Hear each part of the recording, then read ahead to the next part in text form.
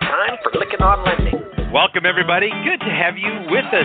Welcome to Lykken on Lending, a weekly mortgage market update providing up-to-the-minute information on interest rates, loan programs, and hot industry news, all related to the mortgage industry. Brought to you by Transformational Mortgage Solutions. To participate in today's program, our guest call-in line is 646-716-4972. Now here's your host of Lykken on Lending, David Lykken. Let's begin. In today's hot topic, we have myself, Andy, and Joe, and we're going to be listening to a short interview that Dave conducted with Bronwyn Morrissey. Bronwyn is an executive business coach and CEO founder at BronwynMorrissey.com, and she has been in the mortgage industry for 27 years. She is very passionate about working with people to guide them into the new ways of approaching and thinking about business and life. I have worked with Bronwyn. We both spoke together at the education symposium that was held by the Mortgage Bankers Association at the national conference in October. I think we're on the docket to do that again this coming year as well, and we get a lot of great feedback. It was really great to get to know her and learn about her work. She speaks very well, is very relatable to the mortgage industry, and can really help move companies into that culture talk. So you're going to hear her talk a little bit about that. So Dave interviews Bronwyn to get her perspective on the Empower event, which Bronwyn has now attended for the third time. So she was there at the inaugural event. You can hear the enthusiasm that Bronwyn has for women to share their voices, and she also shares some really great tactics and habits for women to consider how to develop themselves personally and professionally.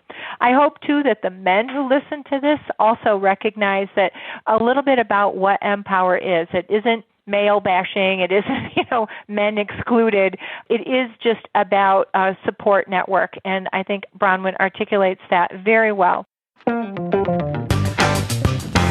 I am excited to be here at the Empower event, and we have another person that just walked over and introduced herself. I've met her before in her previous life, before she became an executive coach, and her name is Bronwyn Morrissey. Yes, perfect. Bronwyn Morrissey. Yeah. Good. Bronwyn, it's good to see you. The last time we met, you were with Arch MI, and we were we were at the top of a beautiful building in Boston and talking to David Gansberg and Andrew Rippert, and it was just a great conversation. I'm so glad you had a chance to come over to the booth and record some comments.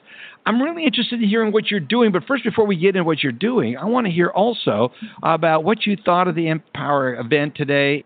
Everyone's been exclaiming about it, so tell me about it, your experience here. My experience, so this is the third time I was at the inaugural in Boston, and we actually had a dinner, too, when we were there. And I went last year in Denver. I'm from Boulder, Colorado, and so I was lucky to also go to that event. And this event has been a really good, I'd say, reignition of the enthusiasm around the women stepping up and being more bold in mortgage banking in particular, playing big. How do we share our voices? How do we be proud as a group? And most importantly, how do we collaborate and support each other in doing that? Yes. Letting go of any competition or I'm better than you. And so it's been really, really great. And what I've noticed is, Mika was wonderful. What I'll say, too, is that Marcia, obviously this is her baby and she's done such an amazing job. And there's a lot of enthusiasm around it, right? Right, yes. And at the beginning, when she opened up, she was talking about her sister and introducing that connection. And what I loved was she was vulnerable with us. Yeah. Right? She became emotional because she has such a strong connection with her sister. Yes. And I thought that was so inspiring for her to give permission to other people to share their true selves, to be raw and real.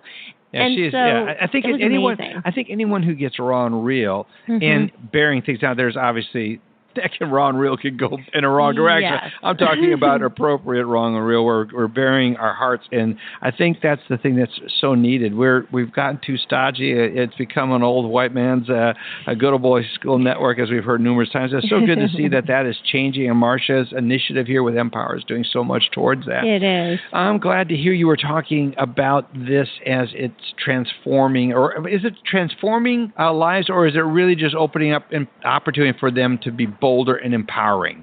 How would you characterize this? I think that this is the doorway for people to step through to begin their own journey of being transformed and empowered, right? This is where people can learn certain concepts, but what I see is that there could be a way for there to be further action from here. So in one of the talks today, one of the gentlemen was talking about in order to change our own behaviors and patterns, you need to, I think he said, repeat something about 21 times, which I agree. Like, how do you create new habits of us stepping out of our own ways of self-doubt and stopping ourselves, our lack of confidence, or playing small in the world? Well, that takes doing something again and again and again. And so I think this is a great trampoline, if you will. Great way to put it. Yeah, I like for that. people to start to step into, how do I develop myself personally and professionally so that I can play bigger in the world? Well, that's what you're now doing, is helping others do that. I want to get into talking about that. So tell us about the leadership and executive coaching that you're doing. So it's been a really fun journey. Even though I was in mortgage banking for 27 years, for the last 10 or 11 years, I really did a lot of my own journey of how do I develop myself. I'm a lifelong learner, student. I can't get enough of reading development books and personal development, professional development, leadership books.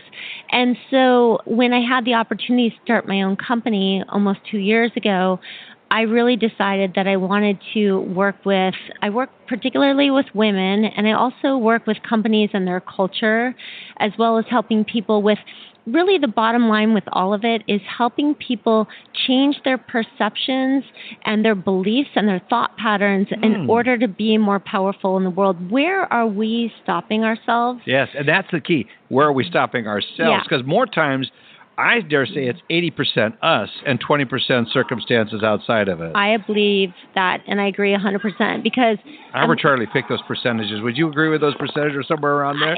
It's a high percentage.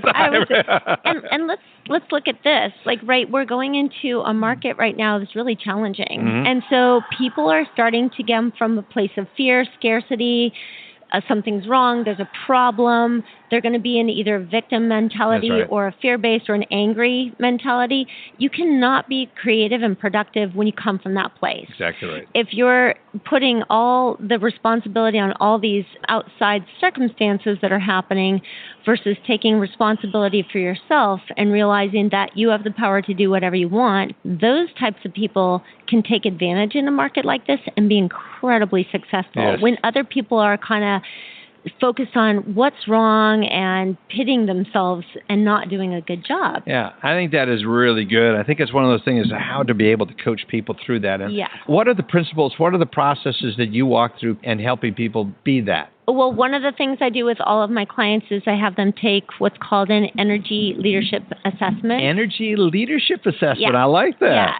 And it's short. It's called ELI, so Energy Leadership Index Assessment. And what it does is it is really a good indicator for people for how they show up, their beliefs, thoughts, and behaviors, as well as their energy around under normal circumstances, and it shows under stressful circumstances. And so it gives us metrics for how much they show up in these different areas, 7 levels of leadership. And I love that, yeah. And from there, you can really have a baseline when you're coaching people of making sure that they get out of fear-based mentality or victim mentality in stressful circumstances, and where they can really come from, how do I really look for the opportunity, and how do I get out of my own story about things are hard, for example, and have a more positive outlook. Like, there's opportunity everywhere. There's possibilities everywhere. We just have to start looking for them. Yeah, and that's what I work with people on. That's outstanding. Yeah, it's a lot of fun. So give us some success stories on what you've done. Do you have a story that comes to mind? I love the stories. Yeah, that's a great question. So one of the things that I do is I was taking women on leadership retreats, actually, in the Grand Canyon. Oh. And there were what women. An inspirational place. It's an amazing place. And when you're in a situation, like a physical situation like that, these are sometimes executive or leadership women, you still are bumping up against your fears, right? And so when they were able to apply being able to get beyond their physical fears around, can I actually hike in and out of the Grand Canyon all the way and get out of the Grand Canyon, to their lives. Some of the women that have gone through that experience with me have completely transformed their lives. Wow. Like one woman actually started her own business and is doing something similar where she's helping people get beyond their own fears. Yeah, so that's been a lot of fun. And then on the mortgage banking side, I've definitely have people who have either been promoted where they didn't think they could be, or I've had people that have also doubled their production because of the way that they are now perceiving the marketplace, even when things are quote unquote challenging for them. That's excellent. Because they're looking at it from a different perspective. They know they can do it, and they're realizing that they're 100% responsible, not the outside external circumstances that are, stopping them, which really they aren't. We talked about being bold, being emboldened to step up and step through different things. Talk about that a little bit. When you are encouraging or coaching people to step through, what does that involve? I'm going to talk about women, for example, since we're at the Empower event. So that's exactly what I do a couple things. I do women's tribes that I put together. Women's leadership tribes. I love it. Yeah, it's called B Tribes. B Tribes. And btribes.com. And then I do mastermind groups. And one of the things that I notice the most is one of the disempowering things we do is our language. Right? There's some of the words that we use. Oh, that's so true. It was mentioned today using the word sorry, constantly apologizing for ourselves. Mika mentioned that, which I agree with 100%. And we're always diminishing ourselves. If you listen to some of the language, it's kind of surprising, like, even taking headshots today, people saying, I don't look good in front of a camera, or this or on that, negative things. And when we talk about ourselves that way, really, it can impact the way we think about ourselves and the way we physically show up in the world. So are we standing taller? Are we being small and we're crossing our arms and we're diminishing ourselves and knocking other people out? So there's that physical aspect to it. That is the nonverbal and the verbal. I mean, we're setting signals all the time, communicating how we think of ourselves, how we want people to speak to us. It's great that you're bringing this out. What are some of the things that you're seeing is the things that are imprison people from moving forward? What are those things that you help them through? Well, it's always themselves. If you could dive into that a little bit more. I'm really fascinated by that. Yeah, a lot of it is the way we communicate with each other. So it's that what you were just talking about. It is that communication. Yeah, it's back to communication now beyond like the physical, right, and the words we use. It's also a lot of times we set up expectations. We expect people to show up a certain way, but what we don't do is have a conversation with them specifically around creating co-agreements with them. So what that means is that, for example, I work with managers and they may think, well, I told, my employee Joe to do X, Y, and Z, but then they didn't actually do it, or they didn't do it in the time frame I thought they would do it. Right. And then the conversation is, did you actually talk to them about what the requirements were? Did you say it was due by Friday at 5 o'clock? Right. And did you agree to that? They think it's understood, but it might not be understood. And so then the coaching around that would be, what would you do next time? Would be go back and coach them around talking to that person and saying, could you agree to get that done by 5 o'clock? Yeah. The other person might come back and say, I can't do it by 5 o'clock. It's not physically possible, but I could get it to you by, the next day at 2 in the afternoon. And then you have an agreement. What would it take to get it by 5? Well, I need you to help. I need more help. So then you have an agreement, and then it's much less likely there's going to be disappointments and upsets in organizations. And that goes for, loan officers calling on realtors and having expectations with the borrowers, getting documentations back, all of those things. There's really clear agreements and communication that we need to have that is missing often. Yeah. That's what we're saying. How do you bring that about in an organization? First of all, it's creating an awareness of the importance of that. Yeah. And then I'm really fascinated with it because this is one of the topics that I consult in and do some coaching on. So I want to hear, and I want what I believe is those of us that are doing the same thing, we need to get together, and I like open kimono. Everything I've got, I want to share with you, and I hope I want to create an environment of open thinking, or an open knowledge, or open source code, I guess, so to speak, of what we're doing, what's working. We use the Birkman assessment is what we use in ours, and I look at first of all the various personality types: sanguine, phlegmatic, choleric, and then we have all the communication styles on top of that. Where it's a complex Rubik's Cube of how we're wired, and learning how what their language is so important. One thing, we speak in that, but then also that someone like a sanguine is going to want to be talked to differently than a phlegmatic, and all the various, or a choleric. And when you understand the various personality types of who you're trying to communicate with, that at least that's what I'm seeing in it. And we have a consultant, Birkman consultant, that works inside of our group that goes out and helps people to understand their personality types. And then we have another learning style person who comes in and says, if you're trying to train someone on top of that. So I'm interested and hungry to learn as much as we can and share as much of that as we can with the industry, because it's needed. I agree 100%. It's kind of like, it sounds like Birkman, I am a little familiar with that. There's DISC also. Yeah, there's DISC, yeah. Right, and so are they direct? Are they an introvert? How do you communicate with different people based on their styles? And a lot of it's around your listening, and they're listening for each other. How do you generously listen to each other? How do you create collaboration that way? And you were asking about organizations, and one of the main things is that oftentimes, you're brought in by the leader and they're like, something's going on with my team. Either they're not productive, or we're not collaborating, or there's disruption or dysfunction in some way.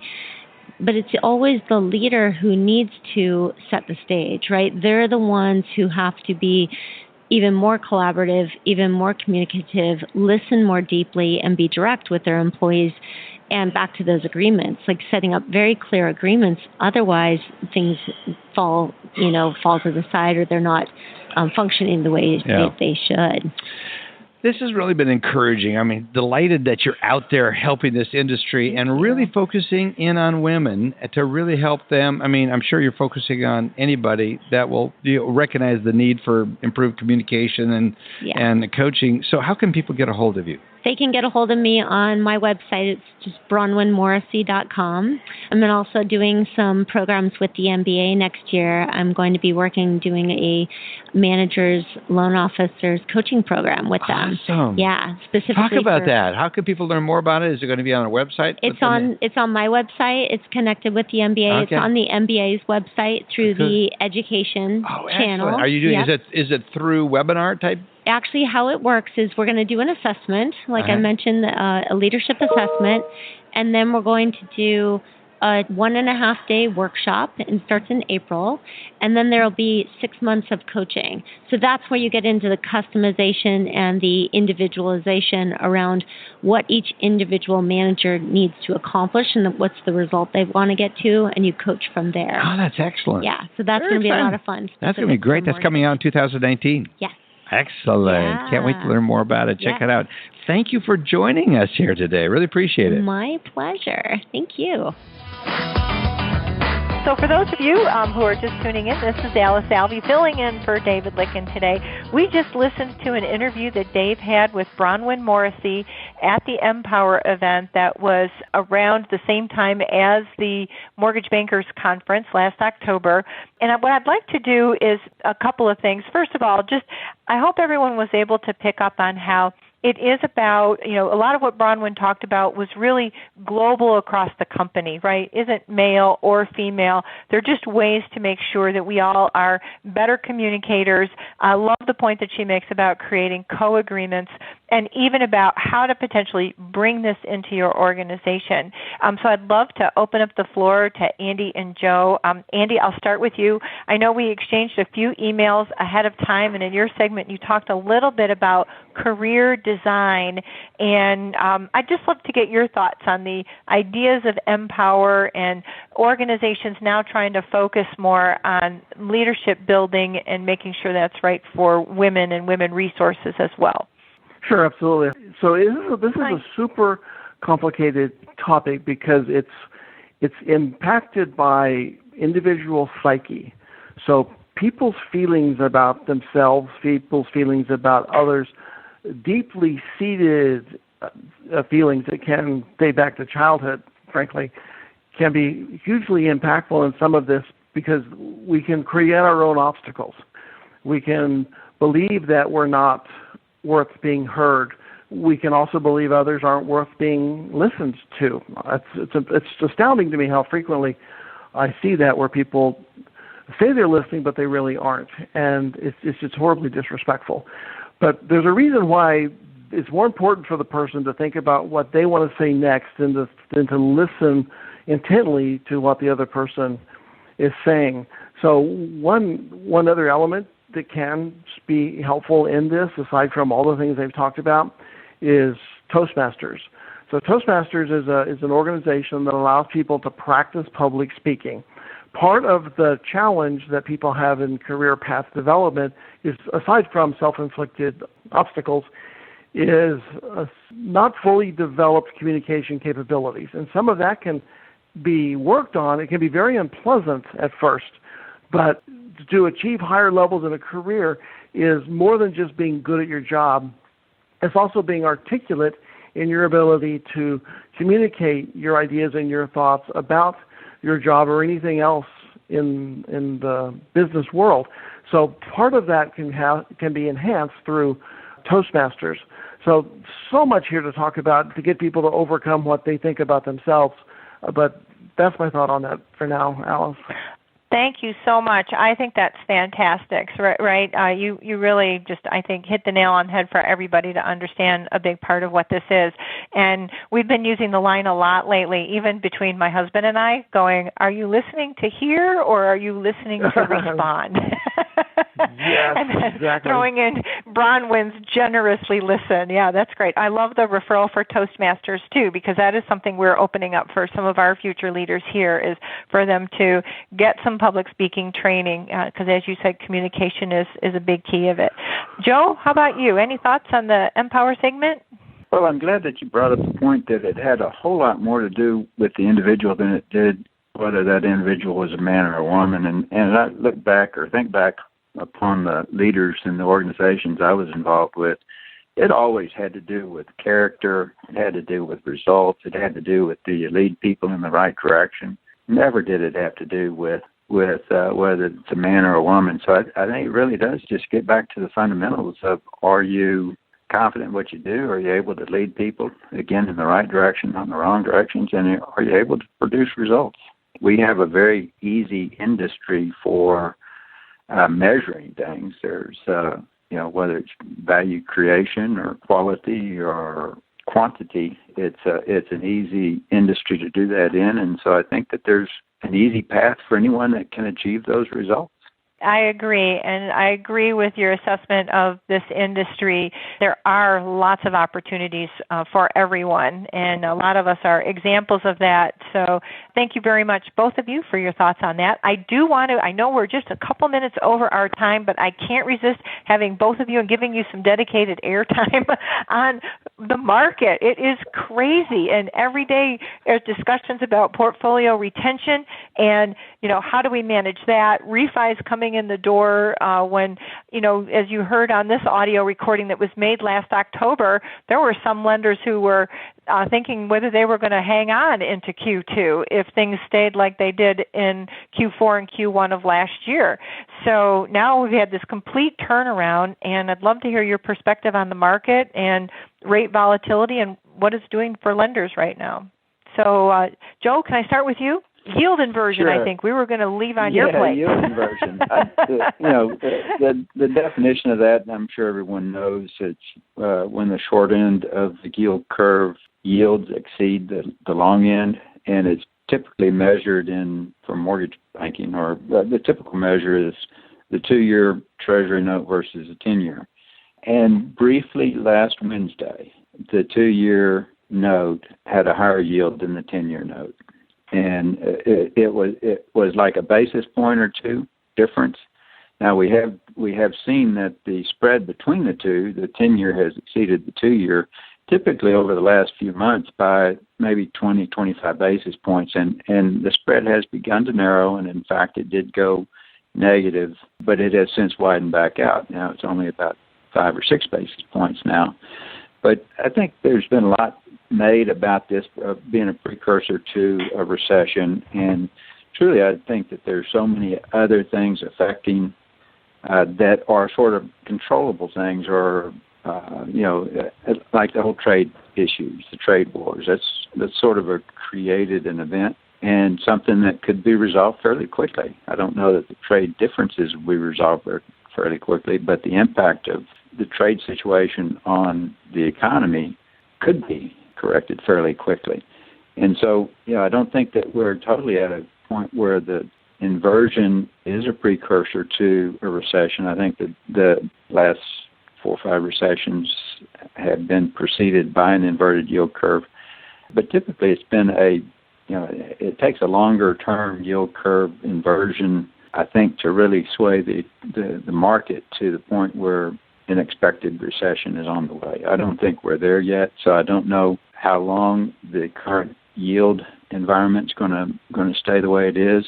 You mentioned refis coming in. Right now, the markets have moved so much, they're coming in last week and they're gone somewhere else this week. So I know it's putting a lot of pressure on secondary apartments right now, trying to anticipate how much to sell forward, how much their pull-through rates are going to be. But, I don't think we're at a point where we need to completely adjust our staffing requirements based on today's current volume, and we need to wait and see just how long and how low rates will go. That's great insight. Thank you. And it's aligned with what we've heard, folks talking about here. Andy, what would you like to add to that? Well, Joe made a lot of good points, and there's a lot of complexity in and around it. I think where it comes driving home to independent mortgage companies, or any mortgage lender for that matter, is the volatility of the refinance transaction. So if you got a pipeline filled with refis and the rates are going up, rates are going down, what happens when the rates start to drop again? And your customers go, I want a lower rate. You've got it either locked on best efforts or you got it in your TBA pool. And so what are you going to do? Because if you lose it, then you lose all the gain on sale. But if you reprice and now you're going to get less yield, and you might even get a loss, but some's better than none. It's highly complex, and it's important to be communicating the lock policies, the extension policies, the free flow down policies, and be proactive about it rather than simply digging your heels in. The other side of that is on the MSR side. So preserving the MSR, there's a number of tactics around MSR preservation. It's important to be mindful of this. If your MSR portfolio pays off, you're going to write off your MSR amount, which would be reflected in your books as a loss. And so the way to prevent the MSR from being run off is to preserve the MSR or replace the MSR. And a couple of ways to do that is to be proactive in talking to your customers. When I was at Bank of America, we had a $35 billion portfolio, and one of my jobs was portfolio retention. So we actually actively engage with customers. Now, if you're retaining servicing, but you're using a subservicer, that gets harder to do because your interface with the customer is at the subservicer. So the big guys that are creating MBS and retaining servicing and doing it themselves are in the best position to manage MSR preservation. If you're retaining servicing and subservicing, you're less effective because it's harder to get in front of the customer because you're not the customer service desk that's being called by the customer if they're wanting to do something differently. You also want to monitor the credit score activity and credit pull activity. You can sign up for services where if one of your customers has a credit pull, a mortgage credit pull, it will notify you of the event, and you can then contact the customer and talk to them about that to save the MSR. Now, there's a new strategy that's coming out more and more where some of the subservicers are allowing the servicers to have more access to the data, including supporting certain functions, potentially even customer service. So there's just a lot of detail around this, but it's important to be mindful of the rate volatility is something we've been facing in mortgage lending for a very long time. Back in the 80s, we had mortgage rates at 13, 14, even 16% at one point, back in 1981.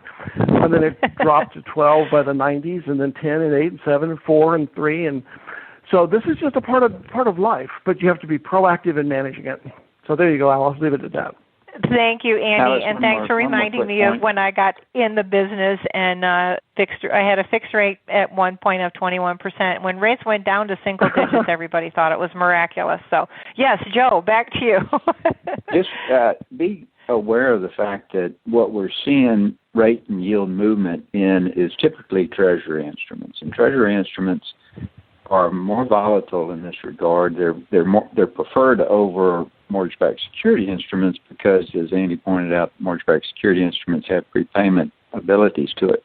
But as a result, we're seeing big movements in treasuries that aren't necessarily consistent with what we're seeing in mortgage-backed security prices. So as your customers hear about this big drop in, treasury yields have fallen far more than mortgage-backed security yields have. So they're reading about a 40 basis point drop in yield over the last month. That's not happened in mortgages. And the same's true like today. Treasury prices are off more than mortgage-backed security prices are. So just as you're discussing things with your customers, just know that because of that prepayment ability on the mortgage-backed security, investors are much preferring an instrument that's got the certainty of no prepayment, and that is in the form of Treasury instruments. Exactly. Thank you. Thanks for the clarification, Joe. Well, lots for people to listen back to 3 and 4 times, and I think we'll need another show to be able to cover that. We have gone way over our time. Thank you both for chiming in. That's it for this week. Thanks for tuning in to the Lykken on Lending Show. Please tell your colleagues about the show. That said, I just want to make sure we thank our sponsors for making this podcast possible, and that is Black Knight Open Mortgage, Finastra, ResX Warehouse Lending, a division of United Bank, the Mortgage Bankers Association, Lenders One, the Mortgage Collaborative, the CMLA, Velma, the Knowledge Coop, Vidyard, and A1 Assist. Thanks for listening, everyone, and have a great week. You've been listening to Lykken on Lending, a weekly mortgage market update with your host David Lykken of Transformational Mortgage Solutions. Join us next week, and thanks for listening. You've just heard an audio clip from Lykken on Lending, and here are the sponsors that make this show possible. I want to say a special thank you to our sponsors, Black Knight, Open Mortgage, Finastra, ResX, Warehouse Lending Division, as well as the MBA, Lenders One, Mortgage Collaborative, CMLA, Velma, Knowledge Coop, Vidyard, and AI Assist.